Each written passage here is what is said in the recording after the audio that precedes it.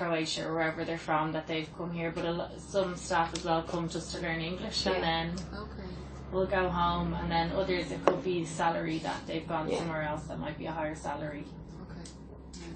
But sometimes it just can be a vicious circle because they're leaving because it was so busy because you're understaffed because your staff turnover was high, and it just so it's nice to be sometimes we're quite stable now at the minute, but two people could hand in their notice and then you're trying to replace them with qualified people with regard to veterans, and then it could put pressure on the rest of the group then. And just when you're saying like the different countries, do you have staff here that are from a lot of different countries? Or and would they be with the younger children then? Just thinking like language.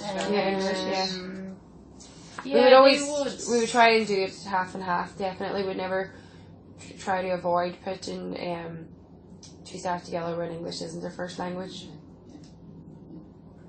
Well, it depends on the level. But then you do get people, a lot of them do go and do English classes. So a lot of them will, when they're settled, kind of go and do English classes at night time, and you can really see it improving. Which is good. But that's who you would find the large majority of the people applying for the jobs in the sector.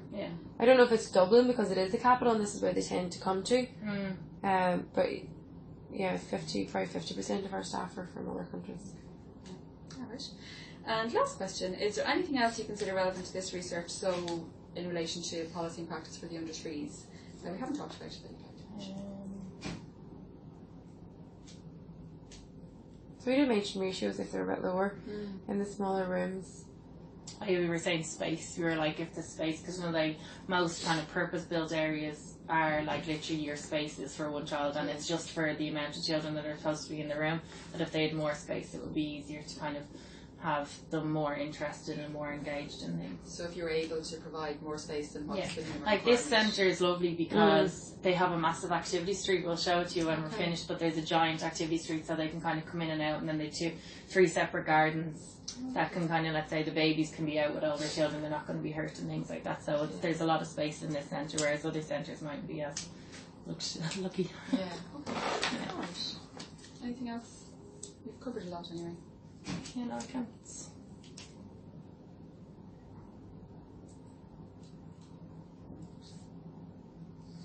The only other thing I can think of is what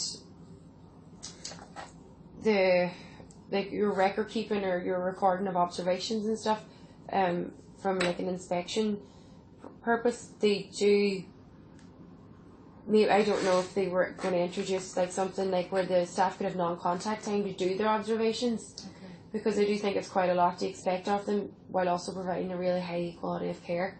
And that's their main priority, is the care that they're giving the children, not recording observations. So I don't know if... I know there was non-contact time put in for something that wasn't there in the last budget. There was some type of non-contact. I do think they should get a bit of time to do that.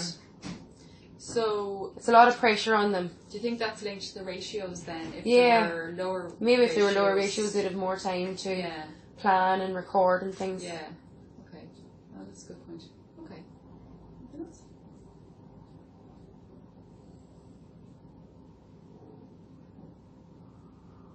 No, I think if you could get us all those 3, that would be good. I'll do my best. Alright, thanks very much. That's great.